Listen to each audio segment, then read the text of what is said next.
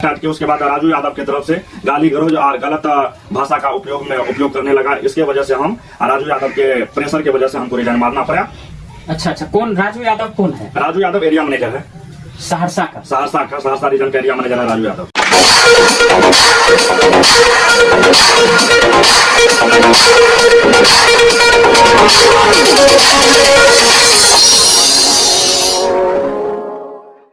नमस्कार, मैं हूं दुर्गेश और आप देख रहे हैं DNY न्यूज।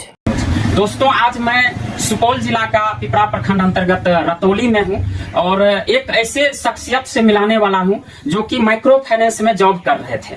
माइक्रो फाइनेंस में हाल ही में जॉब ज्वाइन ही किए थे और आखिर इनको जॉब क्यों छोड़ना पड़ा, क्यों जॉब से रिजाइन देना पड़ा, दोस्तों सारा जानकारी हम इनसे लेते हैं और आइए हम राजीव जी से मिलाते हैं और क्या कारण हुआ कि इनको जॉब छोड़ना। सबसे पहले हम कहना चाहते हैं जैसे हम NOCPL में ज्वाइन करने के बाद आपके साथ क्या प्रॉब्लम हुआ कि आपको जॉब छोड़ना पड़ा? सबसे पहले कंपनी के बारे में बताना चाहते हैं। कंपनी कोई भी गलत नहीं होता है और बीच वाला जो आदमी होता है एरिया मैनेजर, आपको प्रेशर दिया जाता है, गाली गलौज दिया जाता है एरिया मैनेजर की तरफ से, तुमको यहाँ से ट्रांसफर करके वहां कर देंगे, नहीं तो इस कंपनी से तुमको निकाल देंगे। अच्छा, सबसे पहले तो आप ये बताइए किस कंपनी में थे, कब ज्वाइन किए थे और उसके बाद फिर आपके साथ क्या हुआ? हम 3 तारीख 6 महीना 2022 को ज्वाइनिंग किए और सबसे पहले हम सुपौल ब्रांच ज्वाइन किए। सुपौल ब्रांच हमको 5 दिन के लिए रखा ट्रेनिंग पीरियड पे। जो 5 दिन रहे उसके बाद हमको ट्रांसफर कर दिया त्रिवेणीगंज 1 महीने के लिए ट्रेनिंग पीरियड पे रखा। त्रिवेणीगंज में 1 महीना हम काम किया। उसके बाद फिर हम मेरा ट्रांसफर कर दिया महसूट में भी 1 महीना ट्रेनिंग पीरियड पे रखा। 1 महीने के बाद हमको फिर सहरसा भेज दिया। सहरसा जैसे ही हम इन किए और 15 दिन हमारा क्लोजिंग का टाइम है ऑफिस का 4 बजे से 4:30 बजे 5 बजे अंतिम तक, लेकिन हमको 7 बजे तक ऑफिस पे रखा जाए। ये बताइए कि आपका ऑफिस का टाइम क्या था और आप लोग को कितने बजे से कितने बजे तक काम करना पड़ता था? ऑफिस का टाइम जो था 7:45 से टाइम था और 4 बजे तक का क्लोजिंग टाइम था। लेकिन हम लोग को क्या किया जाता था कि 7 बजे बोलता था कि ऑफिस इन कीजिए और 7 बजे के बाद आप 7 साढ़े 7 बजे शाम को हम लोग को छोड़ा जाता था। हम बोलते थे भी सर को, सर ये क्या हो रहा है, 12 घंटा ड्यूटी ले रहे हैं आप, इसमें क्या रीजन है? रीजन सर बताइए।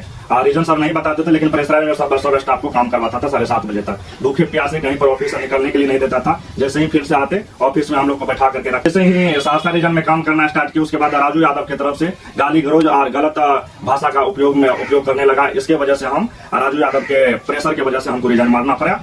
अच्छा, कौन राजू यादव कौन है? राजू यादव एरिया मैनेजर है सहरसा रीजन का एरिया मैनेजर है राजू यादव। अच्छा, तो क्यों आखिर उसके चलते आप क्यों जॉब छोड़े? आपको तो वो जॉब नहीं दिया था ना, जॉब तो आपको कंपनी से मिली होगी। वो बोल रहा था कि इस कंपनी से तुमको निकाल देंगे और तुमको इस कंपनी में नहीं रखेंगे, तुम यहाँ से फिर ट्रांसफर के लिए हमको मुजफ्फरपुर भेज दिया। उसके बाद हमने HR मैम को फोन किया, मीनाक्षी मैम को। मीनाक्षी मैम को लाइन पर लिया तो बोले कि ऐसा बात कि राजू यादव मेरे साथ गलत व्यवहार कर रहा है। तो बोला कि तुम ठहरो वहीं पर, हम बात करते। उसके बाद बात किया, जो राजू यादव से बात किया होगा, उसके बाद गाली गलौज दे करके हम 1 तारीख को जैसे सैलरी आया हम उसके बाद रिजाइन मार दिए।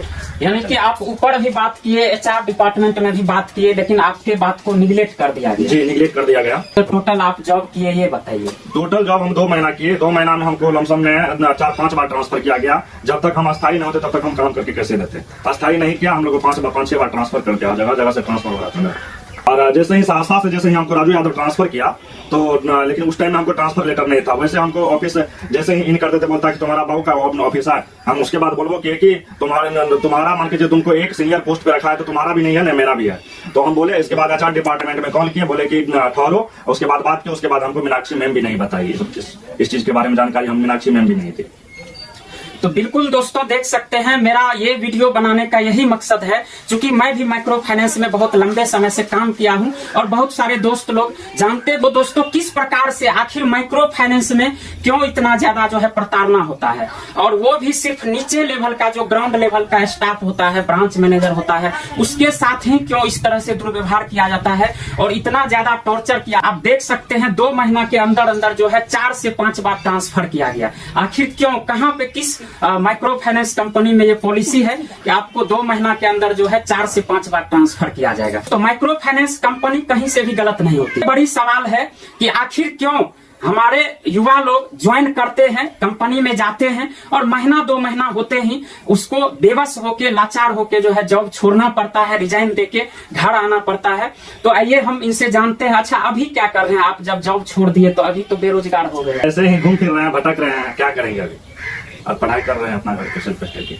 माइक्रो फाइनेंस का सीनियर अधिकारी है जो बड़े बड़े पोस्ट पे रहते हैं, डीएम है, डिविजनल मैनेजर होते हैं, रीजनल मैनेजर होते हैं, स्टेट हेड हो, सभी से मैं रिक्वेस्ट करना चाहूंगा कि इस तरह का जो है आपका जो ऑफिसर है, आपका जो कर्मचारी है, कृपया इन पे नजर रखिए, इनका मॉनिटरिंग करवाइए। ये लोग बहुत ज्यादा मनमानी कर रहा है दोस्तों। ये मैं ऐसे नहीं बता रहा हूँ क्योंकि मैं भी 7 साल से माइक्रो फाइनेंस में काम कर रहा था और मैं भी ब्रांच मैनेजर में था और मुझे भी इसी तरह से रिजाइन देके घर आना पड़ा दोस्तों, आप समझ सकते हैं। तो जितने भी हमारे भाई लोग, जितने भी दोस्त हमारे माइक्रो फाइनेंस का जो भी कर्मचारी इस वीडियो को देख रहे हैं, इसको ज्यादा से ज्यादा शेयर कीजिए दोस्तों, ताकि पता चले ऊपर बैठे हुए अधिकारी। लेकिन दुख की बात यह है दोस्तों कि बहुत ज्यादा शोषण होता है और जिस तरह से इन्होंने बताया कि 3:45 से 4:15 बजे का ऑफिस टाइम है, लेकिन इनको 7 बजे से शाम 7 बजे 8 बजे तक इनको काम कराया जाता है।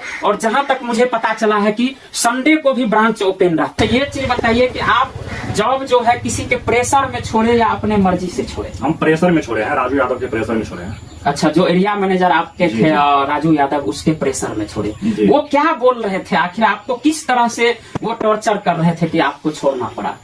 सीनियर नॉट बिहेवियर, भाषा जो है ना, उसका भाषा ठीक ठाक नहीं है, उसकी वजह से हमको छोड़ना पड़ा।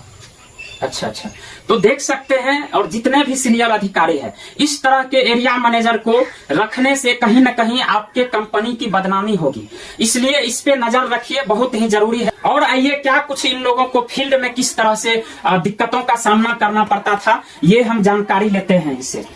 गरीब तबके के लोग को इस प्रकार का लोन दिया जाता है, लेकिन कंपनी की तरफ से जिसको मकान है उसी को, जिसको छत है उसी को लोन दिया जाता था और उसके बदले और नीच क्वालिटी का आदमी को लोन नहीं दिया जाता। फाइनेंस में जाति प्रथा का भेदभाव नहीं इस कंपनी में। और इस कंपनी INOCPL कंपनी में मुस्लिम, SC ST यानी छोटा कास्ट जो भी होता था उसको लोन नहीं दिया जाता। तो हम लोग टारगेट कैसे अचीव? ऐसा कोई पॉलिसी है, नियम है कंपनी में कि SC ST को नहीं देना है, BC कास्ट को या अदर कास्ट को देना है? ऐसा तो मेरे अंदाज से ऐसा नियम नहीं होगा। तो ऐसे आखिर क्यों, किसको दिया जाता था, किसको नहीं दिया जाता था, ये बताइए। इसमें साहू, गुप्ता, सिंह, बावन, केवट, धानु का जो भी होता है, और मुस्लिम, SC ST, राम जो होता है, मुस्लिम जो होता है, शर्मा जो होता है, जोला जो होता है, मुसर, उसको लोन नहीं दिया जाता था। और उसके ऊपर सिंह, बावन, केवट, साहू, गुप्ता को लोन दिया जाता था और उसके बाद बाकी किसी कास्ट को लोन नहीं दिया जाता। हमें जवाब चाहिए कि किस कंपनी में जाति भेदभाव है लोन के नाम पे? किस कंपनी में ऐसा रूल है कि हिंदू को देना है, मुस्लिम को नहीं देना है, अदर कास्ट को नहीं देना है, और SC ST को नहीं देना है, और भी दूसरे कास्ट को देना है?